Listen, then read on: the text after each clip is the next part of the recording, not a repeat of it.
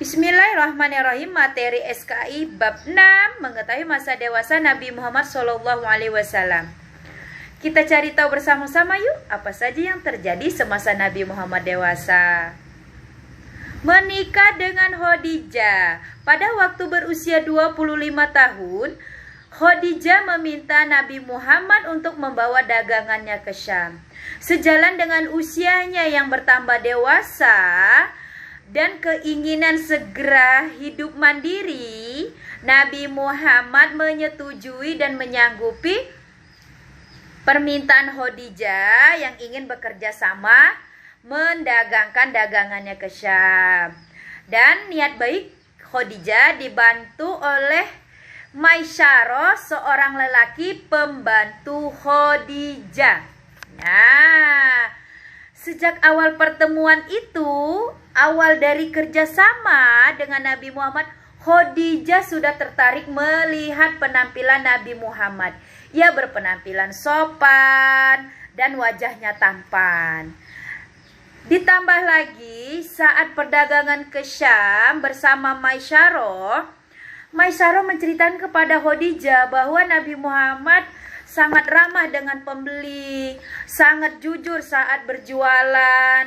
Dengan sikap-sikap baik dan sikap terpuji, Nabi Muhammad membawa keuntungan yang sangat banyak dan besar. Menambah daya tarik Nabi Muhammad di mata Khadijah. Semakin jatuh cinta Khadijah terhadap Nabi Muhammad SAW. Khadijah adalah seorang janda kaya raya yang mempunyai gelar At-Tahirah yang artinya perempuan suci. Banyak sekali saudagar-saudagar kaya yang ingin menikahi Khadijah, tetapi Khadijah menolak dengan baik, menolak dengan sopan semua laki-laki itu karena dia menginginkan seorang laki-laki yang berakhlak mulia. Dan itu yang dia temui adalah Nabi Muhammad SAW. Lalu Khadijah melamar Nabi Muhammad dengan mengutus binti Munya yang menyampaikan bahwa Khadijah melamar Nabi Muhammad. Nabi Muhammad musyawarah dengan pamannya Abu Thalib. Akhirnya mereka menerima lamaran Khadijah tersebut. Lalu Nabi Muhammad menikahi Khadijah dengan mas kawin 20 onta muda.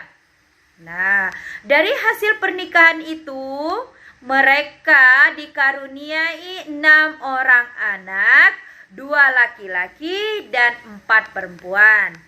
2 laki-laki bernama Al-Qasim dan Abdullah, 4 perempuan yang bernama Ruqayyah, Zainab, Ummu Kulsum, dan Fatimah. Anak laki-laki Nabi Muhammad meninggal semasa kanak-kanak.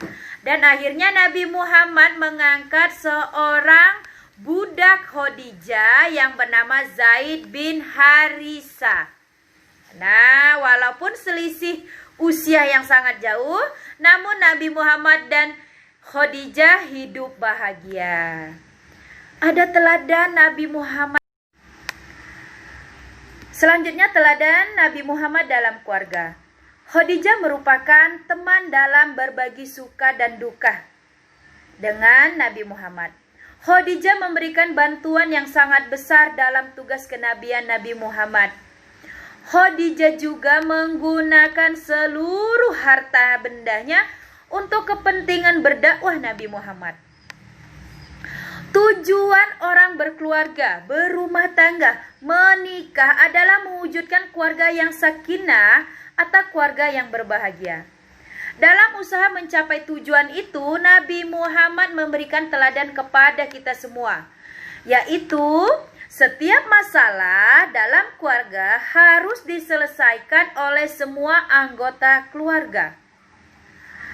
Contohnya, ketika pakaian Nabi Muhammad sobek, Nabi Muhammad menjahit sendiri. Nabi Muhammad menjahit sendiri, tidak meminta Khadijah untuk menjahitnya. Kenapa? Karena berusaha untuk saling membantu dalam keluarga dan sama-sama menyelesaikan permasalahan yang ada dalam rumah tangga secara bersama-sama. Suatu ketika Khadijah meminta tolong Nabi Muhammad untuk membelikan buah delima. Pada waktu itu tidak musim buah delima. Nabi Muhammad susah payah mencari buah delima dan berhasil.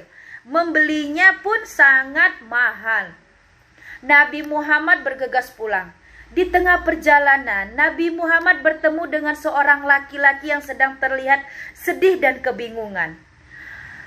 Lalu ditanya oleh Nabi Muhammad, "Mengapa engkau kelihatan sedih, teman?" Seorang laki-laki ini menjawab, "Istriku sedang hamil. Ia ingin meminta buah delima. Seharian aku mencari kemana-mana, tetapi aku tidak mendapatkan." Lalu dia sedih kembali. Laki-laki itu tertunduk dan meneteskan air mata. Hal itu membuat Nabi Muhammad terasa haru. Tanpa pikir panjang, Nabi Muhammad memberikan buah delima tersebut kepada laki-laki. Padahal Nabi Muhammad mengetahui bahwa Khadijah menginginkan buah delima tersebut. Diberikan oleh Nabi Muhammad buah delima itu kepada lelaki itu, dan laki-laki itu sangat berterima kasih, berkali-kali mengucapkan terima kasih karena diberi oleh Nabi Muhammad, dan dia mencari susah payah dan sangat bersyukur. Sampai di rumah, Nabi Muhammad menceritakan apa yang telah dialami saat menuju perjalanan pulang. Apa yang dilakukan Khadijah? Khadijah tidak marah. Khadijah tersenyum dan berkata, "Kalau memang buah delima itu engkau berikan kepada orang yang membutuhkan, aku ikhlas." Itu sedekah kita, subhanallah. Ya, ada yang lebih membutuhkan, kita harus menolong. Ya, kita harus berkorban.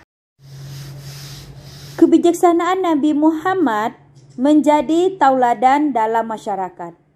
Suatu ketika Nabi Muhammad berusia 35 tahun, terjadi banjir bandang melanda kota Mekah. Banyak kerusakan-kerusakan pada kota Mekah. Salah satunya adalah kerusakan Ka'bah, bergesernya batu Hajar Aswad. Batu Hajar Aswad adalah sebuah batu yang diturunkan oleh Allah dari surga yang berwarna putih, namun sekarang sudah berwarna hitam karena dosa-dosa anak Adam.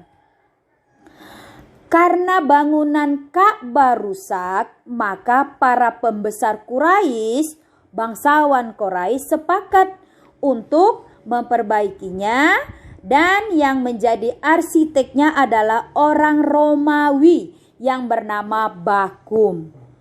Setelah pembangunan Ka'bah selesai, timbullah masalah baru tentang peletakan batu Hajar Aswad yang jatuh dari dinding, dan semua bangsawan ingin meletakkan batu itu ke tempat semula. Perselisihan pun terjadi karena semua merasa berhak dan lebih berhak meletakkan batu Hajar Aswad tersebut. Perselisihan ini sampai 5 hari dan hampir menyebabkan pertumpahan darah.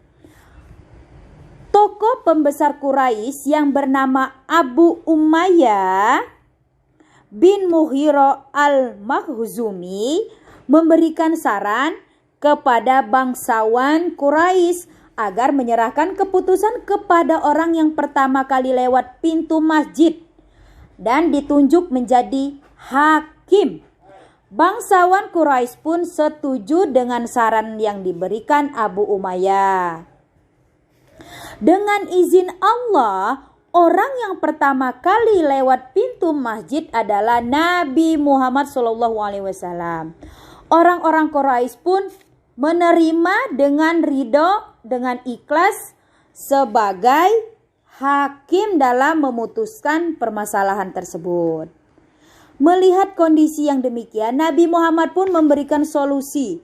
Nabi Muhammad membentangkan kain sorbannya, lalu menaruh batu Hajar Aswad di tengah-tengah kain sambil berkata, silakan tuan-tuan semua mengangkat ujung kain sorban.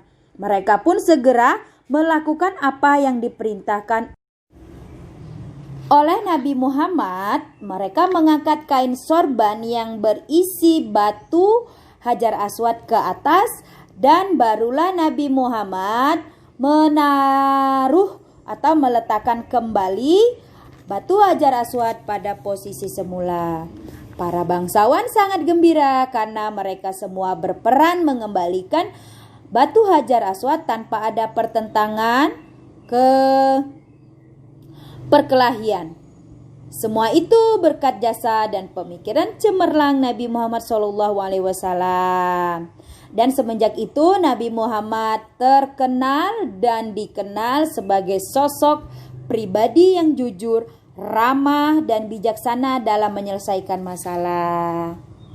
Oleh karena itu, Nabi Muhammad adalah manusia patut kita teladani, kita jadikan sebagai panutan, sebagai idola kita, inspirasi kita dalam kehidupan sehari-hari, agar kita menjadi orang yang sukses, hidup di dunia dan hidup di akhirat. Terus bersolawat atas Nabi ya nak.